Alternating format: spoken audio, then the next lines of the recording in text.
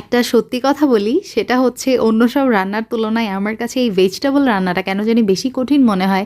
এই খাবারটা যদি মজা না হয় তাহলে আমার বাড়িতে কেউ খেতে চায় না। এই তরকারি ঘুরতেই থাকে এরকম।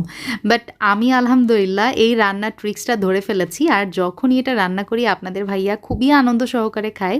আমার হাতের এই ভেজিটেবলের প্রশংসা আমি সেই শুরু থেকেই পেয়ে আসছি। তো চটজলদি অ্যান্ড শর্টকাটে আপনাদের সঙ্গে এই ভেজিটেবল রেসিপিটা শেয়ার করব। কারণ এটা না সকালে রান্না করলে আপনি রুটির সাথেও সার্ভ করতে পারেন, ভাতের সাথেও সার্ভ করতে পারেন, আবার রাতেও কিন্তু এটা সাইড ডিশ হিসাবে চলে যায়। যাই হোক, কিচেনে চলে আসছি। আমি হাফ কাপ পরিমাণ মসুরের ডাল প্রথমেই একটু পানি দিয়ে ভিজিয়ে রাখছি বলতে আগে কচলে ধুয়ে নিব কতবার। তারপরে পরিষ্কার পানি যখন আসবে তখন আমি আবারও 1 কাপের মতো পানি দিয়ে এই ডালটা 10 থেকে 15 মিনিটের জন্য ভিজিয়ে রাখবো। এখন কতগুলো ভেজিটেবল নিয়েছি দেখতে পাচ্ছেন। এখানে আছে পেঁপে। আর আরেকটা জিনিস বলবো, সেটা হচ্ছে সব ভেজিটেবলগুলো কিন্তু আমি একটু বড় সাইজের করে কেটেছি, আপনারা দেখতেই পাচ্ছেন। পেঁপে নিয়েছি, মিষ্টি কুমড়া নিয়েছি, আলু নিয়েছি, এখানে আছে কাঁকরোল। তারপরে এখন দেখি বাজারে আবার মূলাও নামছে, তো সেদিন মূলা নিয়ে আসছিলাম, এই কারণে এখানে মূলাও দিয়ে দিয়েছি। মানে বলতে গেলে আমার ফ্রিজে যতগুলো ভেজিটেবল ছিল সব কিছু আমি এখানে দিয়ে দিয়েছি। সব সবজিগুলোই কিন্তু প্রায় 1 থেকে 1.5 কাপের মতো করেই আছে। তো আপনারা আপনাদের পছন্দ মতো নিয়ে নেবেন। আর হাতের কাছে যেই ভেজিটেবলগুলো আপনার অ্যাভেইলেবল সেটাই কিন্তু আপনি এখানে ব্যবহার করতে পারেন। এখানে কাঁচামরিচ দিয়ে দিলাম, কতগুলো রসুন দিয়ে দিলাম আস্ত, এটা আমার এই ভেজিটেবলের সাথে খেতে মজা লাগে। আর পেঁয়াজ দিয়ে দিয়েছি। আরও কতগুলো মশলা দিব, আদা বাটা 1 চা চামচ, রসুন বাটা 1 চা চামচ, তারপর লবণ দিয়েছি 1 চা চামচ, জিরা গুঁড়া দিয়েছি 1 চা চামচ, হলুদের গুঁড়া আমি এখানে ব্যবহার করেছি হাফ চা চামচ, তারপরে তেল দিয়ে দিলাম 2 টেবিল চামচ। ব্যাস, এখন কতগুলো গরম মশলা অ্যাড করব। এই মশলাগুলো দিলে এই ভেজিটেবলের স্বাদ আরও অনেক গুণ বেড়ে যায়।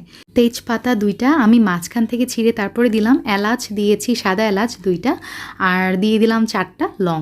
ব্যাস, এখন সবগুলো উপকরণ একসাথে খুব ভালোভাবে মাখিয়ে নিব। আমার হাত দিয়ে দেখতে পাচ্ছেন আমি কিভাবে মাখিয়ে নিচ্ছি, যাতে সবগুলো ভেজিটেবলের সাথে মশলাগুলো খুব ভালোভাবে লেগে যায়। এখন 1.5 কাপের মতো পানি দিয়ে আমি ঢাকনা দিয়ে এই পাতিলটা জাল করব প্রায় 10 মিনিটের মতো।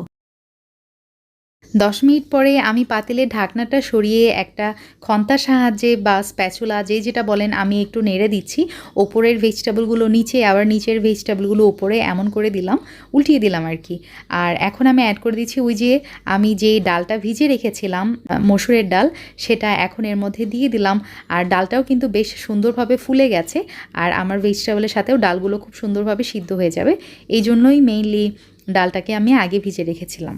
এখন ঢাকনা দিয়ে মিডিয়াম আঁচে আমি ভেজিটেবল সহ ডালটাকে সিদ্ধ করে নিব আবার 10 মিনিটের মতো।